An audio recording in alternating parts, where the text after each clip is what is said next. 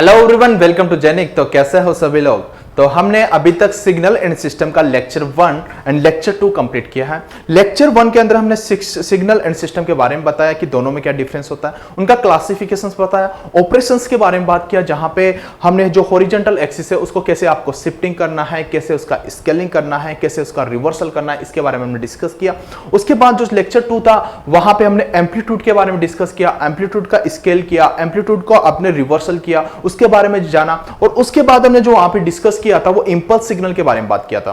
Okay, और जो आज हम बात करने वाले हैं, जो सिग्नल का जो मेन पार्ट है, यहां पे यूनिट स्टेप सिग्नल हो गया, रैंप हो गया, पैराबोलिक हो गया, ओके, साइनोसॉइडल हो गया, एक्सपोनेंशियल हो गया एंड गॉसियन पल्स हो गया एंड इसके अलावा आपका सिंक पल्स हो गया। तो ये सिग्नल है आपके आज कंप्लीट हो जाएंगे। ओके, इसके बाद जो हम डिस्कस करेंगे वो इवन और सिग्नल पे बात करेंगे, पीरियोडिक एंड नॉन पीरियोडिक के बारे में बात करेंगे। देखो, इतनी सारी डिस्कस करने से पहले मैं आप लोगों को बता देता हूं कि सभी को लगता होगा कि सिग्नल एंड सिस्टम बहुत डिफिकल्ट सब्जेक्ट है, लेकिन सिग्नल एंड सिस्टम अगर आप उसको सिस्टमेटिक ढंग से समझोगे ना तो सबसे इजी भी यही है और मार्क्स भी सबसे ज्यादा इसी में है। और इसका बड़ा एडवांटेज ये है क्योंकि इसका सिलेबस भी सबसे कम है, लेकिन बच्चे इसको छोड़ के जाते हैं, उनको डिफिकल्ट लगता है, बट ये डिफिकल्ट है नहीं। अगर आप एक चीज को मैं जैसे आपको बताना चाहता हूं, मैं आपको चीजें समझाना चाहता हूं, उस तरीके से आप समझिए कि सर आपसे क्या बोलना चाहते हैं।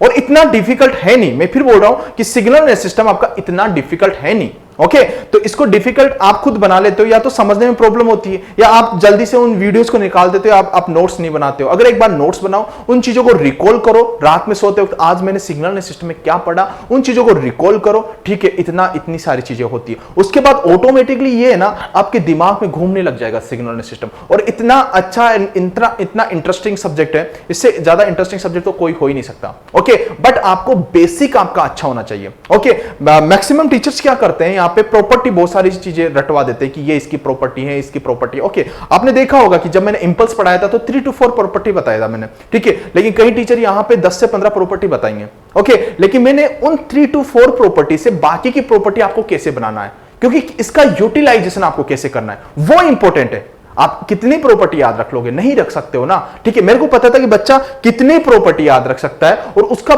बस बेटर यूटिलाइजेशन आपको कैसे करना है। ओके, तो लास्ट लेक्चर में मैंने बता दिया था कि हमने इंपल्स तक कंप्लीट किया था, और जो आज हम बात करेंगे यूनिट स्टेप के बारे में बात करेंगे सबसे पहले। लेकिन उससे पहले मैं आपको बता देता हूं कि जिन बच्चों ने अभी तक टेलीग्राम चैनल ज्वाइन नहीं किया है तो डिस्क्रिप्शन में उसका लिंक है, आप टेलीग्राम चैनल ज्वाइन कर लो, क्योंकि आपको सारे अपडेट वहीं पर मिलने वाले हैं। ओके, तो विदाउट टाइम वेस्टिंग हम आगे बढ़ते हैं। देखो, सेकंड जो आज बात करेंगे हम, यूनिट स्टेप सिग्नल। इसको रिप्रेजेंट जो करते हैं हम u ऑफ t से रिप्रेजेंट करते हैं, ठीक है। अब ये यूनिट स्टेप सिग्नल क्या होता है, जब इस सिग्नल को सिस्टम से निकाला जाता है, और सिस्टम के बारे में सब सारी चीजें बता चुका हूं फर्स्ट लेक्चर में। ओके, जब इस सिग्नल को सिस्टम से निकाला जाता है तो ये एकदम से सडनली चेंज होता है।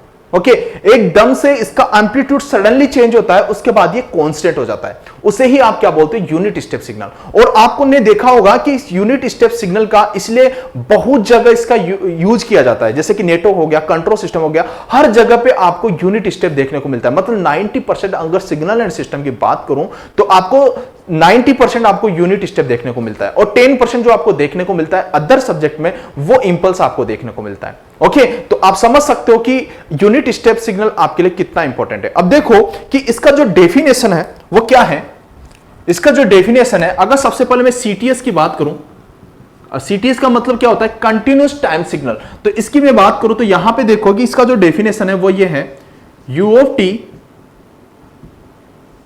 Okay, 1 t greater than equal to 0। देखो, t greater than equal to 0 condition पे इसका एम्पलीट्यूड कितना होता है, 1 होता है। ओके, अब ये देखो कि t लेस देन 0 पे इसका एम्पलीट्यूड कितना होता है, 0 होता है, क्योंकि t लेस देन 0 पे ये सिग्नल डिफाइन है नहीं।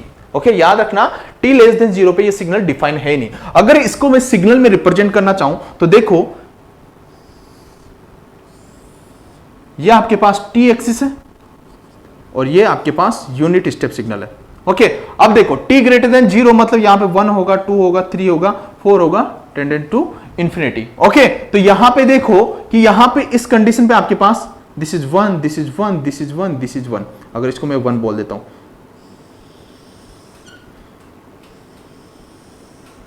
ओके। अब देखो, आपने ये बता दिया कि इसका जो एम्पलीट्यूड है वो 1 है t greater than equal to 0 condition. मतलब ये जो कंडीशन है ये कौन सी कंडीशन है? t greater than 0। और t लेस देन 0 पे, t लेस देन 0 पे ये सिग्नल डिफाइन है नहीं, इधर एम्पलीट्यूड कितना है? 0। ओके, मतलब t लेस देन 0 पे इसका एम्पलीट्यूड कितना है? 0 है, क्योंकि उधर ये डिफाइन है ही नहीं। अगर इसको मैं ऐसे बनाना चाहूं, देखो अदर पेन से बना देता हूं, ओके। अब देखो कि t इक्वल टू 0 कंडीशन में ये तो हो गया t लेस देन 0 वाला कंडीशन, ये हो गया t ग्रेटर देन 0 वाला कंडीशन, और ये कौन सा कंडीशन है?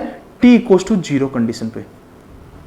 अब t इक्वल टू 0 कंडीशन पे क्या होता है? मैंने बोला कि ये सिग्नल एकदम से जब इसको सिस्टम से निकाला जाता है तो एकदम से सडनली चेंज होता है, उसके बाद इसका एम्पलीट्यूड कांस्टेंट हो जाता है। देखो सडनली इंक्रीज हुआ था एंड उसके बाद उसका एम्पलीट्यूड कांस्टेंट हो गया, उससे ही तो आप यूनिट स्टेप सिग्नल बोलते हो, ओके। लेकिन यहां पे अगर मैं बोलूं कि जो यूनिट स्टेप सिग्नल है t इक्वल टू 0 कंडीशन पे, देखो जो यूनिट स्टेप सिग्नल है, यूनिट स्टेप सिग्नल है वो t इक्वल टू 0 कंडीशन पे क्या अनडिफाइन है? अनडिफाइन है या इनडिटरमिनेट है? इनडिटरमिनेट है, ठीक है। अनडिफाइन का मतलब क्या होता है कि आपका सिग्नल किधर जा रहा है? टेंडिंग टू इंफिनिटी की ओर जा रहा है, टेंडिंग टू इंफिनिटी की ओर जा रहा है। और मतलब इनडिटरमिनेट का मतलब क्या होता है? कुछ भी हो सकता है, कुछ भी हो सकता है, कुछ भी हो सकता है। इनडिटरमिनेट का मतलब कुछ भी हो सकता है। आप t इक्वल टू 0 पे, t इक्वल टू 0 पे इस सिग्नल को 0 भी मान सकते हो, 1 भी मान सकते हो, ओके। अगर गिब्स के अकॉर्डिंग जाओगे तो गिब्स ने बोला था, गिब्स कौन था यार? गिब्स तो एक साइंटिस्ट था, ओके। गिब्स ने बोला था कि आप यहां पे एवरेज वैल्यू निकाल लो। एवरेज कैसे निकालोगे? This is final value, this is initial value, क्योंकि ये सिग्नल ऐसे ही तो ट्रेवल कर रहा था ना, दिस सिग्नल ट्रेवलिंग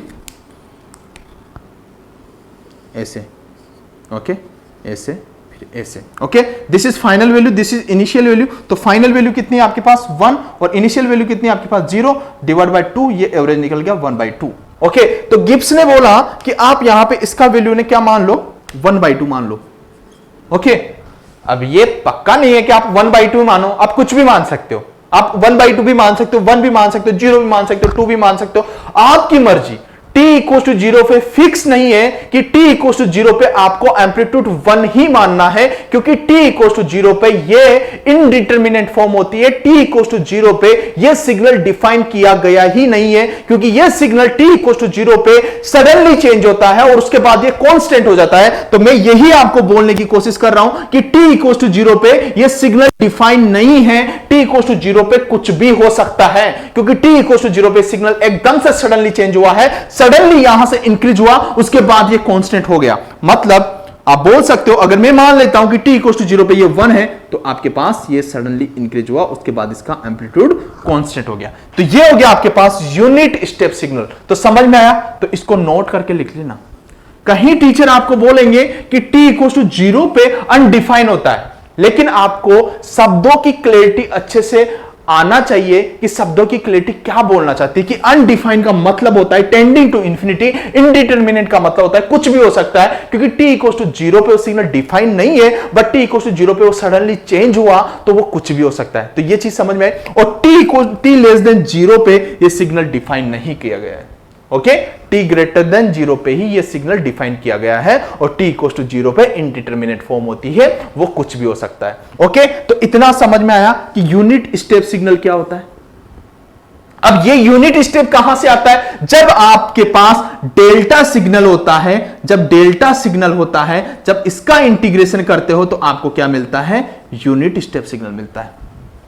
मिलता है कि नहीं मिलता? जब आपके पास डेल्टा सिग्नल होता है, जब उसका इंटीग्रेशन करते हो तो आपको यूनिट स्टेप मिलता है। ऐसा मैंने पिछले वाले लेक्चर में बताया था। जब यूनिट स्टेप का आप इंटीग्रेशन करते हो तो आपको रैंप सिग्नल मिलता है। जब रैंप का आप इंटीग्रेशन करते हो तो आपको पैराबोलिक मिलता है। और जब पैराबोलिक का अगर उल्टा चलता है, पैराबोलिक का आप डिफरेंशिएशन करते हो तो आपको क्या मिलता है? आपको रैंप मिलता है। और रैंप का जब आप डिफरेंशिएशन करते हो तो आपको यूनिट स्टेप मिलता है। यूनिट स्टेप का आप डिफरेंशिएशन करते हो तो आपको इंपल्स मिलता है। और इंपल्स का भी अगर आप डिफरेंशिएशन करते हो तो आपको डबलेट इंपल्स मिलता है, मतलब डेल्टा डबल डैश। ओके, ये सारी चीजें मैं पिछले वाले लेक्चर में डिस्कस कर चुका हूं। वहां पे मैंने नोट करके लिखाया भी था कि आपको किस सीक्वेंस में याद रखना है। आगे बढ़ रहे हो तो आपको इंटीग्रेशन, पीछे आ रहे हो तो आपको डेरिवेशन। ओके, तो आपको ये सारी चीजें समझ में आ गई।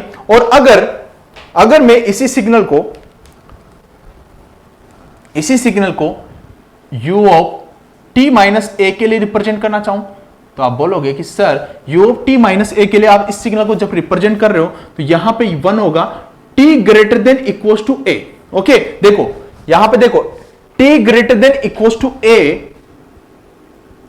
पे कितना है 1 और t लेस देन a पे क्या होगा? ये 0। t लेस देन a पे क्या हो जाएगा? 0।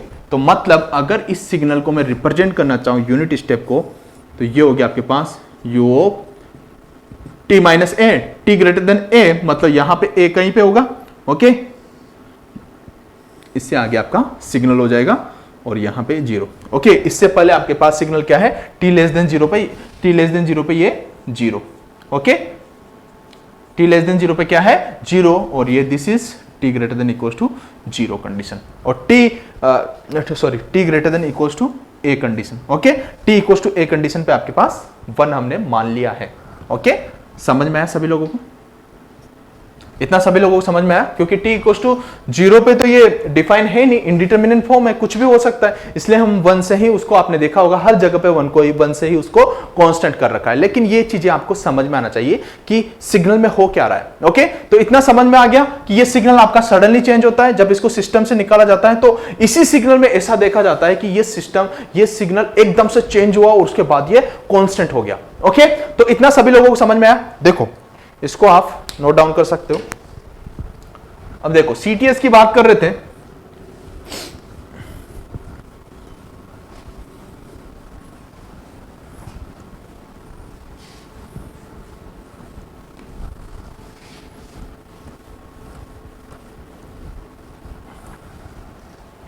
अब देखो आपको सिग्नल तो पूरा समझ में आ गया कि यूनिट स्टेप का डेफिनेशन क्या होता है। डेफिनेशन भी आपको समझ में आ गया, सिग्नल भी आपको समझ में आ गया। चलो, ये सिग्नल किसका था? u ऑफ t का 1। Okay, this is t। Okay, अब देखो ये सिग्नल u ऑफ t का है।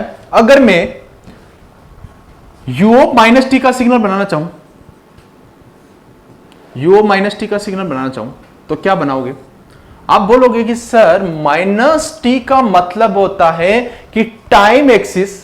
ओके, टाइम एक्सिस आपको यहां पे दिख रहा है, टाइम एक्सिस का मतलब रिवर्सल। ओके, मतलब टाइम एक्सिस का यहां पे क्या कर रहे हो? रिवर्सल कर रहे हो। मतलब इसको क्या इमेज, आप इसका जो मिरर इमेज ले रहे हो वो कहां से ले रहे हो? वर्टिकल एक्सिस के अबाउट में। ओके, समझ में आ रहा है ना? रिवर्सल ले रहे हो, इसका मतलब क्या है? Time reversal.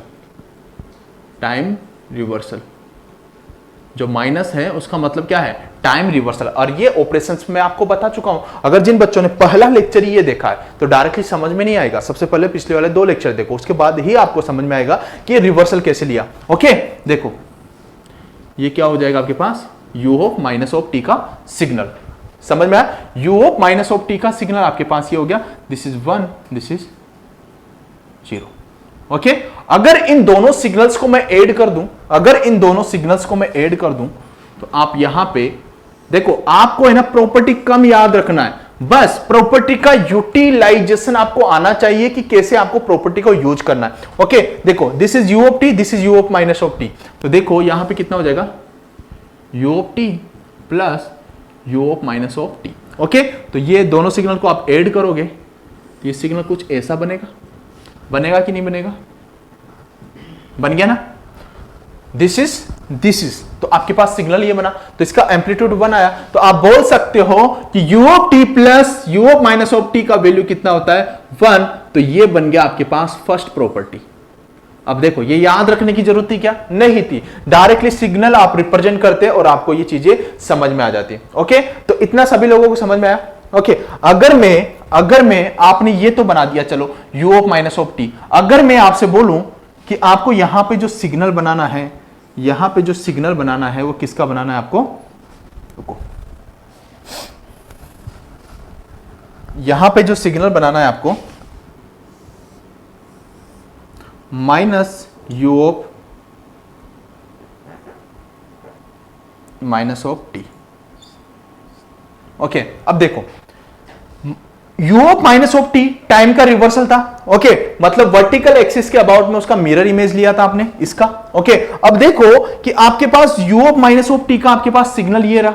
ओके, लेकिन आपको जो अपलोड करना है minus u of minus of T, मतलब minus u of minus of T. अब देखो ये जो आप यहां पे करने जा रहे हो, ये क्या करने जा रहे हो?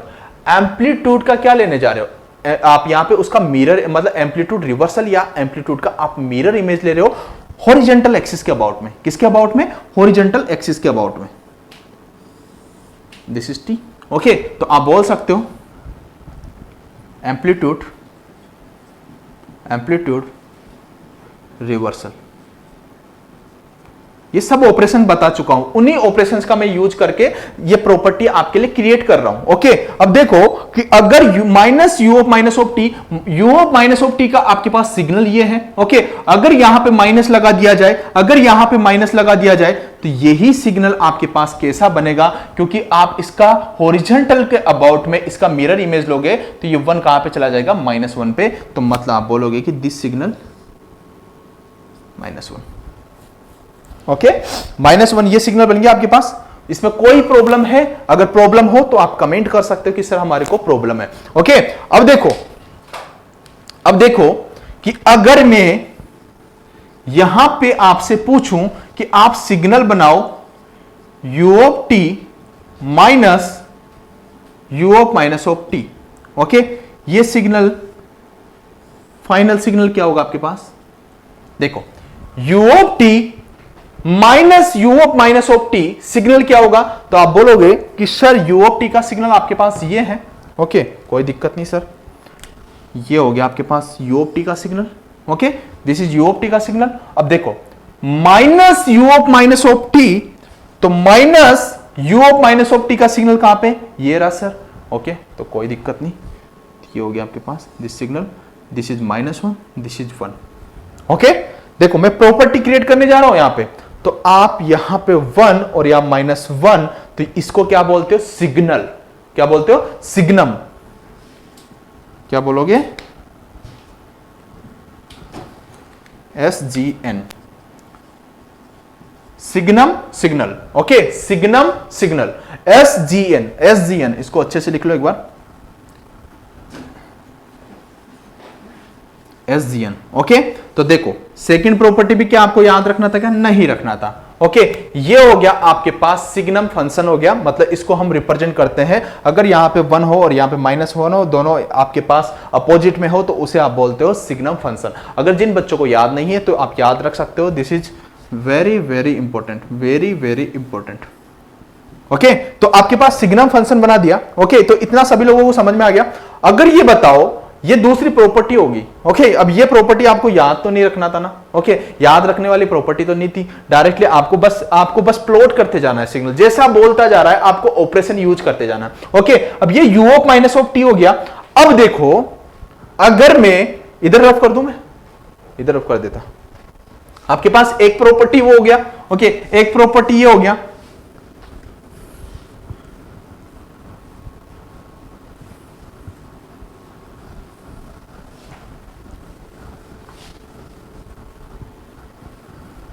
अब देखो अगर मैं इस सिग्नल में, ये जो आपके पास सिग्नल है, ओके, इस सिग्नल के अंदर मैं 1 ऐड कर दूं, तो अगर इस सिग्नल के अंदर मैं 1 ऐड कर दूं, तो आप बोलोगे कि अगर इस सिग्नल के अंदर मैंने 1 ऐड कर दिया तो आप बोलोगे this is +1। Okay, this is +1। Okay, अगर 1 ऐड कर दिया तो आप बोलोगे कि ये जो सिग्नल सर हमारे पास जो बनेगा ना, ये कैसा बनेगा देखो। ओके देखो वहां पे जब आपने 1 ऐड किया तो ये कितने कहां पे आ गया, आप लोग सर ये तो 0 पे आ गया।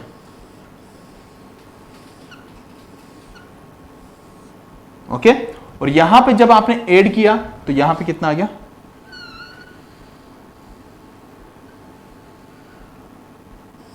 This is 2। ओके ये सिग्नल आपके पास जो फंक्शन आ गया वो इस तरीके से आ गया।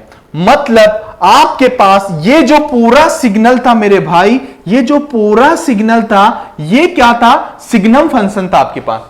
ओके कौन सा था, सिग्नम फंक्शन था आपके पास। अगर सिग्नम फंक्शन में आपने 1 ऐड कर दिया मतलब आपके पास यहां पे था 1 plus signum function. Signum function क्या था, u of t minus u of minus of t। अगर उसके अंदर मैंने 1 ऐड कर दिया तो हमारे पास रिजल्टेंट जो आया ये आया।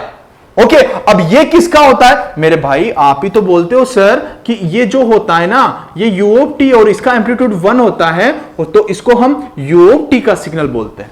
बोलते हैं कि नहीं बोलते, बोलते हैं। तो आप ये बताओ यहां पे इसका एम्पलीट्यूड 2 हो गया। ओके और सिग्नल आपको सेम ऐसा ही दिख रहा है तो क्या मैं इसे 2 नहीं लिख सकता, 2u ऑफ t। तो आप बोलोगे कि सर इसको हम 2u ऑफ t से हम इसको रिप्रेजेंट कर देंगे। तो ये नेक्स्ट प्रॉपर्टी आपके पास हो गया, नेक्स्ट प्रॉपर्टी आपके पास हो गया। तो क्या यह प्रॉपर्टी आप लोगों को समझ में आई, ठीक है, सिंपल सी प्रॉपर्टी थी। अब ये याद रखने वाली चीजें तो नहीं है कि ये प्रॉपर्टी आप याद रखो, इनको तो मैं आपसे याद नहीं करवा रहा हूं। सिर्फ देखो 2-3 प्रॉपर्टी है, ठीक है। एक तो u of t minus u of minus t को क्या बोलते हो ये याद रखना पड़ेगा। सिग्नम जिनको याद नहीं है वो याद रख लो कि सिग्नम फंक्शन का जो सिग्नल होता है वो ये होता है। ओके अब ये अदर पेन से देखो, आप अदर वाला डायग्राम प्लॉट कर सकते हो। आप इसी में लिखोगे तो आपके पास आपकी गलतियां हो जाएगी। रीजन ये होगा कि आपने यहीं पे लिख दिया, आपको पता नहीं रहेगा कि सिग्नम फंक्शन कैसा होता है। ओके तो 1 और -1 अगर एम्पलीट्यूड आपको दिखे और दोनों आपको रिवर्सल में दिखे तो वो सिग्नम फंक्शन होता है, ठीक है। थोड़ी चीजें याद भी रखना पड़ेगा। अब देखो अगर इसके अंदर 1 ऐड किया, इसके अंदर 1 ऐड किया तो आप बोल सकते हो कि 1 प्लस सिग्नम फंक्शन क्या होता है 2u ऑफ t, क्योंकि ये 2u ऑफ t के आपके पास सिग्नल बन चुका है, ठीक है। तो ये प्रॉपर्टियां डायरेक्टली पूछी जाती हैं। ओके अगर याद नहीं होना आपको तो डायरेक्टली आप सिग्नल बनाओ और उनको प्लॉट करो। ओके तो ये तो हो गया हमारे पास CTS की बात। अब हम बात करते हैं DTS की।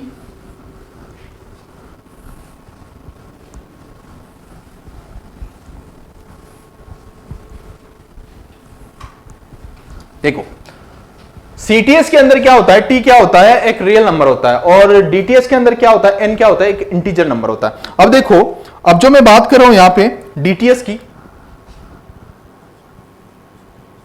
डिस्क्रीट टाइम सिग्नल, तो यहां पे जो टाइम फंक्शन होता है, जो इंडिपेंडेंट फंक्शन होता है वो क्या होता है, n होता है। तो इसको रिप्रेजेंट करोगे आप u of n equals to, okay this is 1। Okay जब आपके पास n greater than equals to 0 condition पे क्या होता है 1 और n लेस देन 0 पे आपके पास क्या होता है 0। n क्या है आपके पास, इंटीजर वैल्यू। ओके तो बता चुका हूं n क्या है आपके पास, इंटीजर वैल्यू।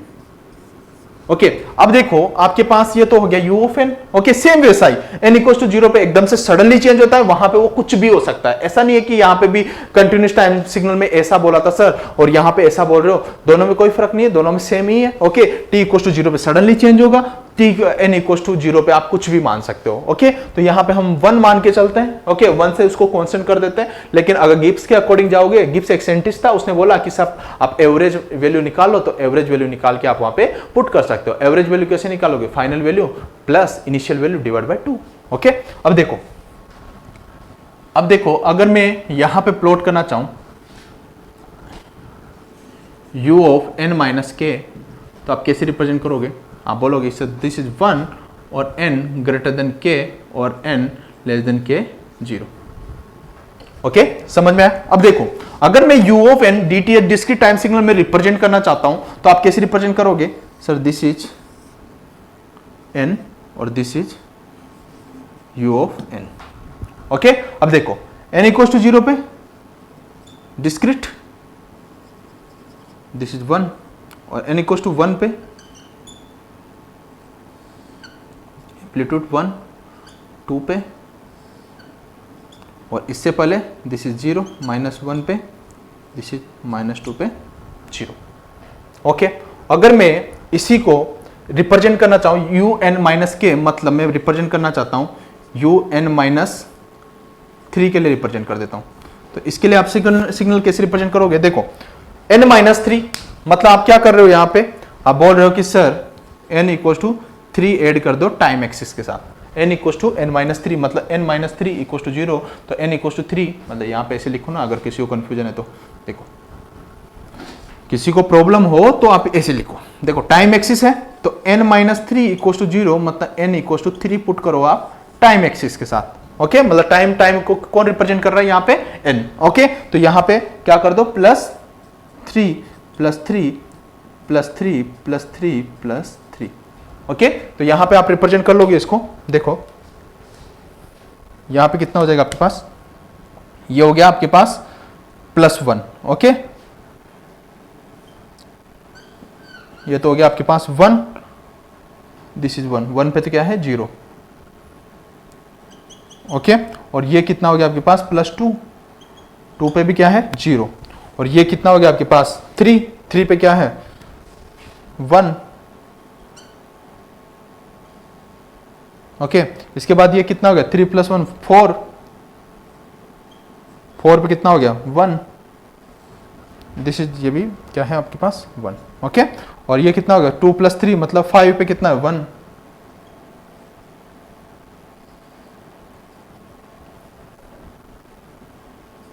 देखो आपके पास जो सिग्नल था n-3 मतलब आपके पास डिले पहले से सिग्नल्स। ओके, तो डिले आप इसको डिलेड भी बोल सकते हो या इसको राइट हैंड साइड में शिफ्टिंग करना भी आप बोल सकते हो, आपके ऊपर समझने में डिपेंड करता है कि डिलेड सिग्नल्स क्या होता है एंड एडवांस सिग्नल क्या होता है। एडवांस सिग्नल जो पहले से ही चल रहे हो, और डिलेड मतलब जो बाद में चले हो, डिले हो के थोड़ा डिले लगाओ, टाइम लगाओ, लेट हुए हो। ओके, तो यहां पे आपने राइट हैंड साइड में इसको शिफ्ट कर दिया, कितने यूनिट से 3 यूनिट से। तो ये आपने रिप्रेजेंट कर दिया है कि कैसे आपको u ऑफ n का रिप्रेजेंट करना है, सिग्नल का u ऑफ n-3 का आपको रिप्रेजेंट करना है, कैसे उनको इस तरीके से शिफ्टिंग करना है। ओके, इतना सभी लोगों को समझ में आया? तो मैं आगे बढ़ूं। देखो अब देखो कि हम सिग्नल को कैसे रिप्रेजेंट करते हैं। देखो प्रॉपर्टी कम से कम मैंने बोला कि कम से कम याद रखना है, बस सिग्नल को आपको रिप्रेजेंट करना अच्छे से आना चाहिए। अब देखो कि जो आपके पास सेकंड है, मैं बोल देता हूं कि this is u of n।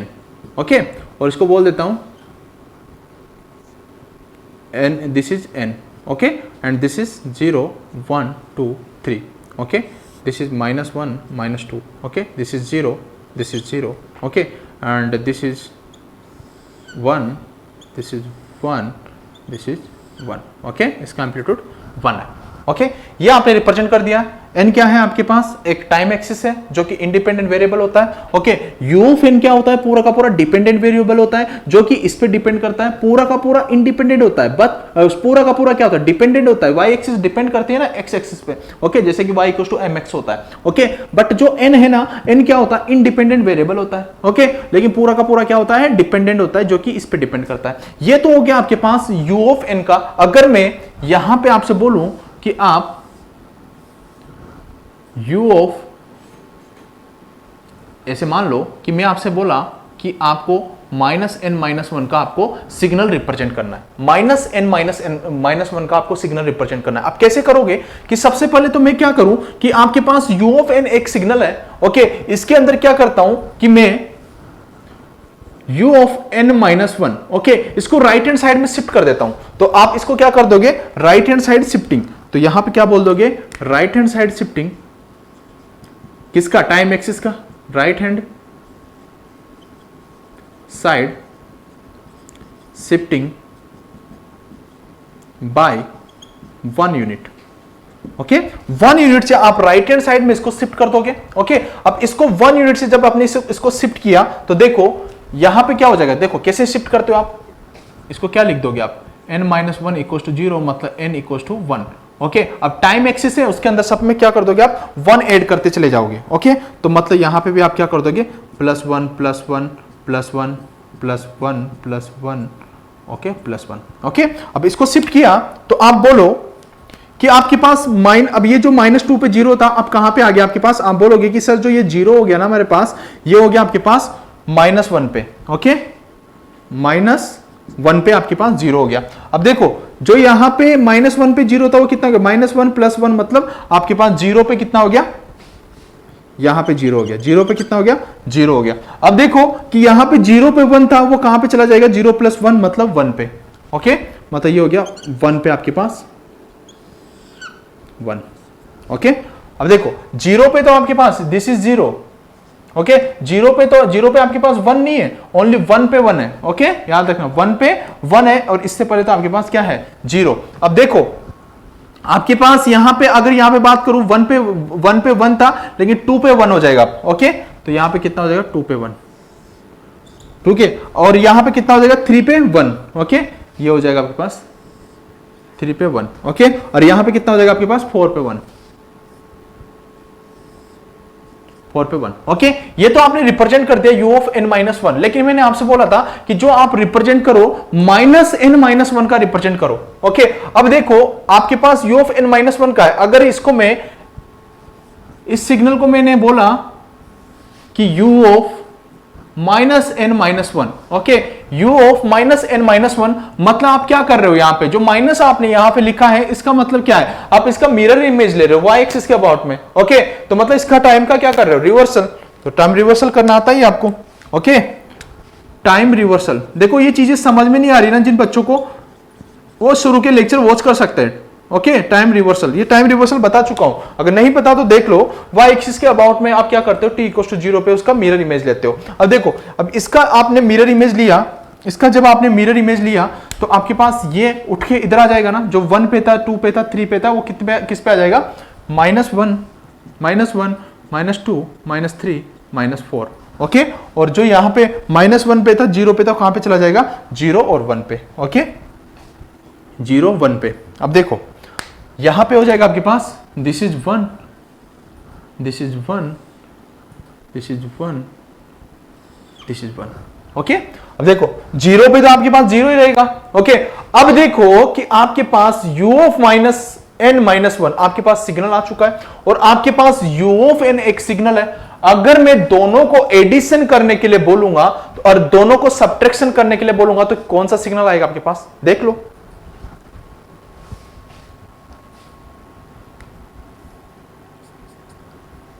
अगर इन दोनों का मैं रिजल्ट निकालना चाहता हूं,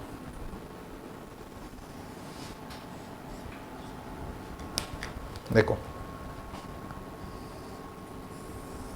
ठीक है, this is u of n, okay, and this is u of minus n minus 1। Okay, तो आपने दोनों को सब्ट्रैक्शन कर दिया। ओके, एडिशन करके भी देख लेंगे। दोनों को जब आपने सब्ट्रैक्ट किया, u of n minus u of minus n minus 1। Okay, तो देखो देखो आपके पास यहां पे आपके पास सिग्नल ये था, दिस इज, ये सिग्नल आपके पास इंपॉर्टेंट है।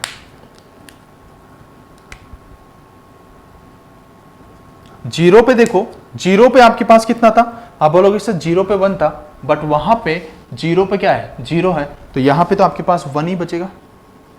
ओके, 0 पे, और यहां पे देखो 0 पे तो आपको 1 ही मिलेगा, 0 पे तो आपको 1 ही मिलेगा, और यहां पे कितना था, 1 2 3। ओके, 1 2 3, 1 2 3 4 समथिंग, जो भी आगे चलता जाएगा, -1 -2 -3 -4 -5, जो भी आपके आगे बढ़ता जाएगा। अब देखो यहां पे सिग्नल 1 पे कितना था, 1 1, 2 पे कितना था, 1, 3 पे कितना था, 1। ओके, कोई दिक्कत नहीं।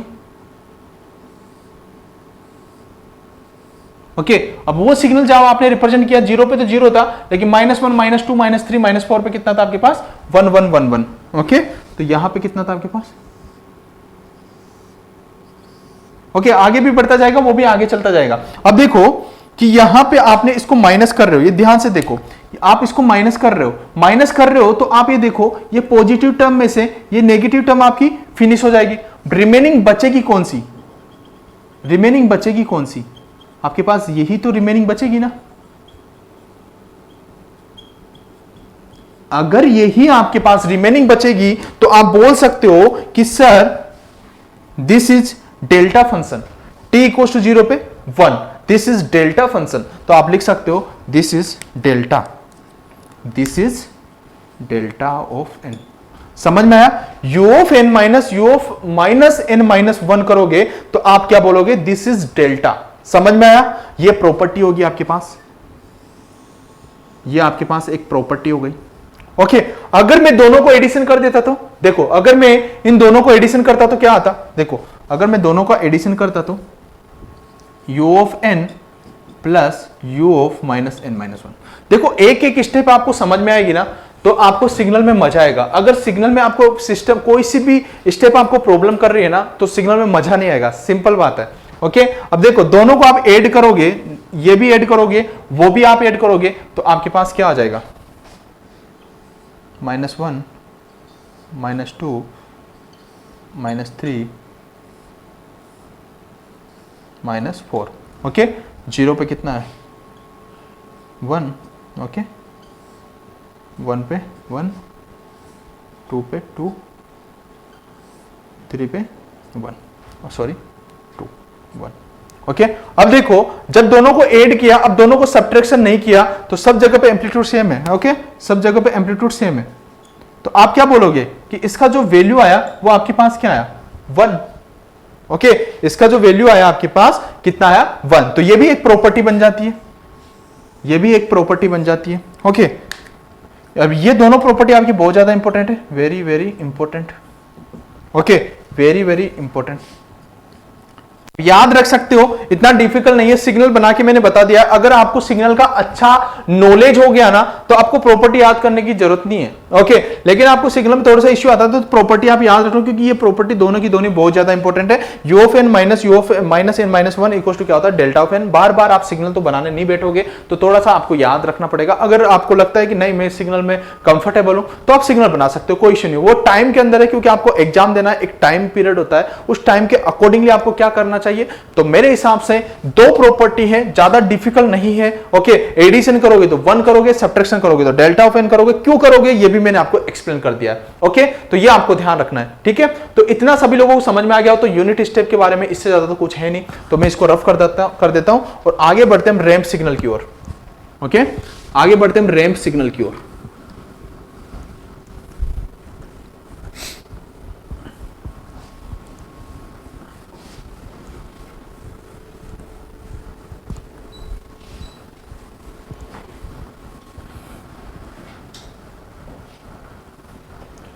अब देखो नेक्स्ट है आपके पास थर्ड है आपके पास रैंप सिग्नल।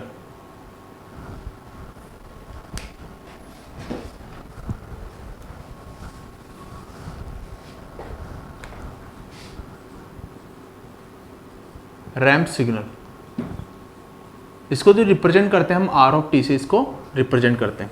ओके, अब जो इसका डेफिनेशन होता है आर ऑफ टी का, अगर सीटीएस के लिए बात करूं तो इसका डेफिनेशन होता है r of t equals to, okay this is t greater than equals to 0, okay and t less than 0, this is 0।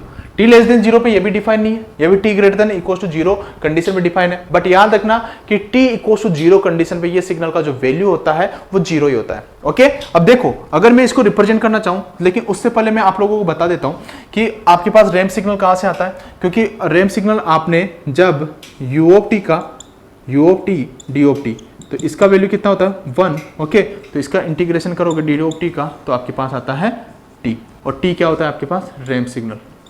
Okay, यही तो मैं आपको बार बार बोलना चाहता हूं कि आपके पास जब आगे बढ़ते जाते हो यूनिट स्टेप का आप इंटीग्रेशन करते जाते हो तो आपको रैंप मिलेगा, रैंप का आप इंटीग्रेशन करोगे तो आपको पैराबोलिक मिलेगा। तो इतना सभी लोगों को समझ में आया। ओके, अब इस सिग्नल को मैं रिप्रेजेंट करना चाहूंगा यूनिट स्टेप में। अगर इस सिग्नल को आप रिप्रेजेंट करना चाहोगे यूनिट स्टेप में तो कैसे करोगे, देखो आर ऑफ टी। ओके, तो सबसे पहले आप क्या लिखोगे कि यहां पे जो आपके पास टी है उसको यहां पे लिख दोगे। ओके, और यू ऑफ टी इसको आप लिख दोगे। अगर आपने इसको यूनिट स्टेप के अंदर इसको रिप्रेजेंट करना है तो आप इसको ऐसे लिखोगे। ओके, समझ में आया। यूनिट स्टेप के अंदर आपको इसको रिप्रेजेंट करना है तो यहां पे टी यू ऑफ टी आप इसको ऐसे रिप्रेजेंट करोगे। क्यों? क्योंकि आपने डेरिवेशन किया है यू ऑफ टी का, तो उसके बाद ही आपके पास ये आया। ओके, तो टी यू ऑफ टी आपको इसको रिप्रेजेंट करना है। ओके, अगर मैं यहां पे बात करूं आपसे सीटीएस के अंदर ही R of T minus A. Okay, तो t माइनस ए को ले आप क्या लिखोगे, this is t minus A. ध्यान रखना यहां पे भी क्या आएगा t माइनस ए, और यहां पे क्या लिखोगे t greater than equal to A, और t लेस देन ए पे क्या हो जाएगा आपके पास 0। इतना समझ में आया। ओके। और अगर उसको मैं यूनिट स्टेप के अंदर रिप्रेजेंट करना चाहता हूं तो आप क्या लिखोगे, R of T minus A equal to T minus A, okay, U of T minus A. ठीक है, ये कंडीशंस बहुत ज्यादा इंपॉर्टेंट होती है। ओके, तो इतना सभी लोगों को याद रहेगा। अब देखो, अगर इसका मैं सिग्नल रिप्रेजेंट करना चाहूं, तो कैसे रिप्रेजेंट करोगे, देखो, ठीक है, दिस इज टी और this is ramp signal. Okay, इसको बोल देता हूं 1 2 3, इसको भी 1 2 3। ओके, अब देखो, अगर मैं t का वैल्यू 0 पुट करूंगा, t का वैल्यू अगर मैं 0 पुट करूंगा तो आपके पास y का वैल्यू, रैंप का सिग्नल का वैल्यू कितना आएगा, आप बोलोगे कि सर 0 पे तो 0 ही आएगा। इसलिए मैंने बोला था कि 0 पे इसका सिग्नल का वैल्यू क्या होता है, 0 होता है। ओके, अब देखो, अगर मैं यहां पे t की जगह पे 1 पुट करूंगा, मतलब टाइम एक्सिस आपका 1, रैंप सिग्नल कितना हो जाएगा आपके पास, 1, तो 1 पे भी क्या आ जाएगा आपके पास, 1 आएगा। ओके, अगर मैं 2 पुट करना चाहूं तो आप 2 पुट कर सकते हो, 2 पुट करोगे तभी आपके पास क्या आ जाएगा, 2 ही आएगा। अगर 3 पुट करोगे तो 3 पे भी कितना आएगा आपके पास, 3 आएगा। तो मतलब आप बोल सकते हो कि जो ये सिग्नल होगा ये लीनियरली इंक्रीज होगा, और इससे पहले ये डिफाइन नहीं है, इससे पहले आपके पास ये 0 होगा। अब देखो, यहां पे आप स्लोप निकाल सकते हो कि इसका स्लोप कितना होगा। स्लोप कैसे निकाल सकते हो, स्लोप कैसे बोलते हो, y2 minus y1 divide by x2 minus x1। तो स्लोप कितना हो जाएगा आपके पास, ये हो गया आपके पास x2 y2, और ये क्या हो जाएगा आपके पास x1 y1। ओके, तो y2 माइनस y1 मतलब 1 माइनस 0, और x2 माइनस x1 मतलब 1 माइनस 0 मतलब 1। तो आप बोल सकते हो कि दिस इज स्लोप 1।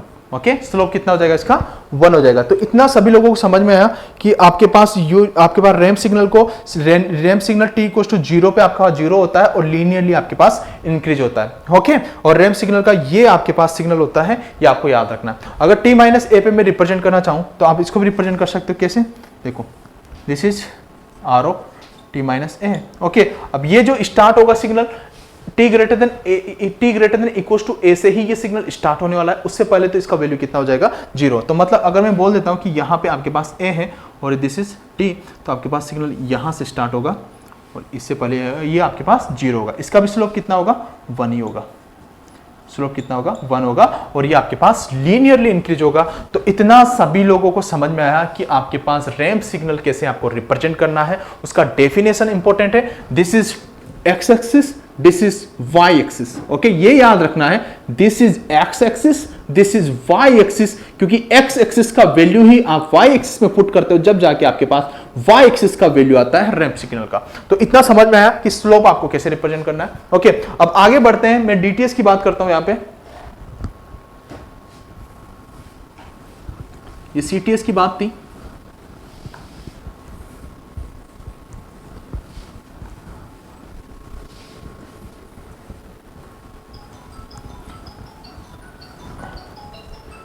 अब देखो,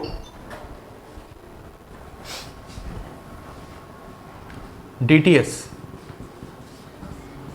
अब डीटीएस की मैं बात करूंगा यहां पे, तो आप वहां पे जो यहां पे टाइम एक्सिस होता है वो एन से रिप्रेजेंट करते हो, तो यहां पे कितना हो जाएगा आपके पास, R of N equals to यहां पे N. Okay, and that is N greater than equals to 0 and N less than 0, this is 0।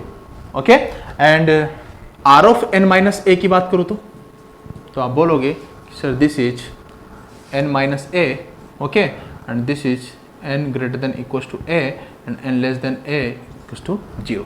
Okay, अगर इसका मैं सिग्नल रिप्रेजेंट करना चाहूं तो आप डीटीएस के अंदर this is r of n, this is n, अगर यहां पे आपके पास 0 है, इसके बाद इंक्रीज होता हुआ चला जाएगा। ओके, इस तरीके से आप सिग्नल रिप्रेजेंट कर दोगे, दिस इज 0। ओके, अब यहां से 0 से स्टार्ट होगा। अब इसके बाद यहां पे रिप्रेजेंट करना चाहोगे तो यहां पे भी आप रिप्रेजेंट कर सकते हो कि n इक्वल्स टू a, यहां पे समथिंग होगा, this is this is this is this is. ठीक है, तो इस तरीके से आप सिग्नल रिप्रेजेंट कर सकते हो। ओके, तो आपको कोई प्रॉब्लम नहीं होना चाहिए। अब देखो कि आपके पास जो आर ऑफ एन है, अगर इसको मैं रिप्रेजेंट करना चाहता हूं कि आप इसको यूनिट स्टेप में रिप्रेजेंट करो, तो यूनिट स्टेप में कैसे रिप्रेजेंट करोगे, तो आप इसको ऐसे रिप्रेजेंट कर सकते हो। देखो यहां पे लिख सकते हो कि r of N equals to n u of n, वहां पे टी था, यहां पे एन हो जाएगा। अगर मैं इसको रिप्रेजेंट करना चाहूं अगर यूनिट स्टेप में, तो कैसे रिप्रेजेंट करोगे, तो आप बोलोगे sir this is R of N equal to N, N की जगह पे N minus A and U of N minus A. तो इतना सभी लोगों को समझ में आया? ठीक है, तो ये इंपॉर्टेंट है, ये आपके पास इससे ज्यादा कोई ज्यादा चीजें पढ़ने की नीड नहीं है, जितना मैं बता रहा हूं उतना सफिशिएंट है। आपको समझ में आया सिग्नल कैसे रिप्रेजेंट करना है और इसका डेफिनेशन क्या होता है। अब देखो ये था रैंप सिग्नल, और अगर मैं इसके बाद बात करूं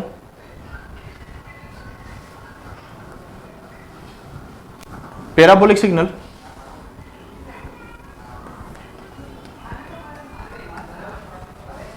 हेलो गेट बंद करो।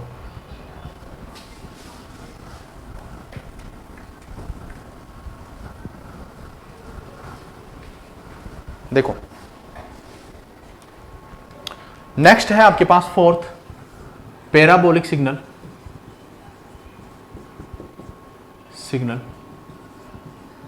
ठीक है, पैराबोलिक सिग्नल को जो रिप्रेजेंट करते हो पी ऑफ टी से आप रिप्रेजेंट करते हो, पी से रिप्रेजेंट करते हो। अगर सीटीएस की बात करोगे तो पी ऑफ टी होगा, और अगर डीटीएस की बात होगी तो पी ऑफ एन होगा। अब देखो पैराबोलिक सिग्नल मतलब पैराबोला की तरह होगा, जो कि मैथमेटिक्स में आप पढ़ते हो, मतलब पैराबोला की तरह होगा। अब देखो इसका जो डेफिनेशन है वो क्या है। अगर सीटीएस के लिए मैं बात करूं, तो इसका जो डेफिनेशन है वो क्या है, p of t equals to, definition आपको याद होना चाहिए, okay, t square by 2, okay, and t greater than equals to 0, okay, t less than 0 पे दिस इज 0, ओके। अब देखो ये आपके पास पैराबोला फंक्शन कहां से आया। देखो मेरे भाई, आपने जब यूनिट स्टेप का इंटीग्रेशन किया था तो आपके पास क्या आया था, आप बोलोगे सर हमारे पास जो आया था वो टी आया था, और टी को आपने क्या रिप्रेजेंट किया था, सर इसको हम बोलते हैं रैंप सिग्नल, ओके। अब देखो कि अगर मैं टी डी ऑफ टी इसका इंटीग्रेशन करूंगा तो आप बोलोगे sir this is T square by 2, तो मतलब ये क्या है आपके पास पैराबोलिक सिग्नल, ओके। इंटीग्रेशन करते हो तो आगे बढ़ते जा रहे हो, मतलब आप बोल सकते हो कि यूनिट स्टेप का जब इंटीग्रेशन करते हो तो रैंप मिलता है, और रैंप का इंटीग्रेशन ही आपके पास क्या आता है, पैराबोलिक आता है। या ऐसे भी बोल सकते हो आप, इसको बोलने का तरीका दूसरा ये भी है कि आपके पास यूनिट स्टेप का आप डबल बार इंटीग्रेशन करोगे तो आपके पास पैराबोलिक सिग्नल मिल जाएगा, ऐसे बोल सकते हो, ठीक है। ये चीजें आप याद रख सकते हो। अब देखो कि अगर मैं टी की जगह पे इसको शिफ्ट कर देता हूं तो यहां पे इसका डेफिनेशन, अगर इसके लिए बात करूं मैं, यहां पे देखो p of T minus A, okay, this is t minus a square divided by 2, okay, this is t greater than equals to a, okay. And यहां पे अगर मैं बात करूं 0, t less than equals to 0, okay. अब देखो ये signal जो है कि आपके पास पैराबोलिक इंक्रीज होता है, ओके, पैराबोलिक आपका ये सिग्नल इंक्रीज होता है कैसे, जैसे कि मैं बात करूं ये आपके पास टी एक्सिस है, this is parabolic signal, this is y axis, okay. अब देखो टी इक्वल्स टू यहां पे 0 बोल देता हूं, this is 0, this is 1, this is 2, okay. अब यहां पे जो भी होगा 1 2, ओके। टी इक्वल्स टू 0 पे क्या होता है, आप बोलोगे दिस इज 0, ओके। अगर 1 की बात करूं तो आप बोलोगे कि दिस 1 का स्क्वायर मतलब 1/2, मतलब 1 पे क्या जाएगा, यहां पे 1 पे क्या जाएगा, मतलब इसका हाफ, मतलब यहां पे, ओके। अगर 2 पे मैं बात करूं तो आप बोलोगे 2 पे कितना जा रहा है, 1, 2 पे कितना जा रहा है, 1,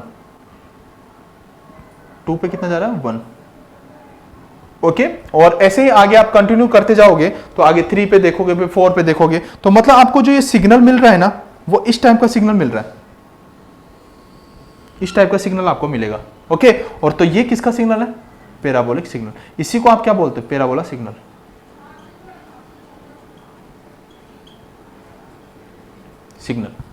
ओके। और अगर मैं इसके लिए रिप्रेजेंट करना चाहूं तो आप इसके लिए भी रिप्रेजेंट कर सकते हो ना, इसके लिए रिप्रेजेंट करना चाहो तो आप यहां से इसके लिए रिप्रेजेंट कर दोगे टी इक्वल्स टू ए से, ओके, दिस इज ए से आपके पास ये सिग्नल स्टार्ट हो जाएगा, ओके।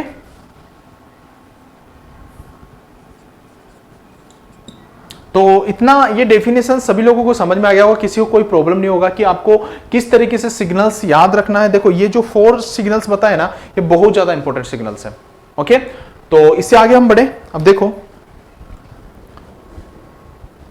ये तो हो गया सीटीएस की बात, और यहीं पे कुछ नहीं, अगर डीटीएस की बात करूंगा तो टी की जगह पे एन कर दो, टी की जगह पे क्या कर दो, एन कर दो,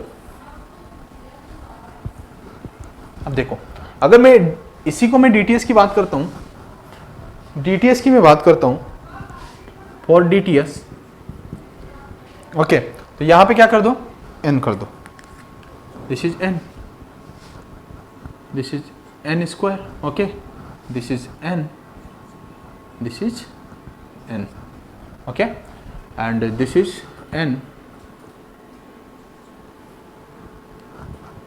this is an, this is an, this is an, okay. तो ये सिग्नल्स आप डीटीएस एंड सीटीएस दोनों के साथ रिप्रेजेंट कर सकते हो।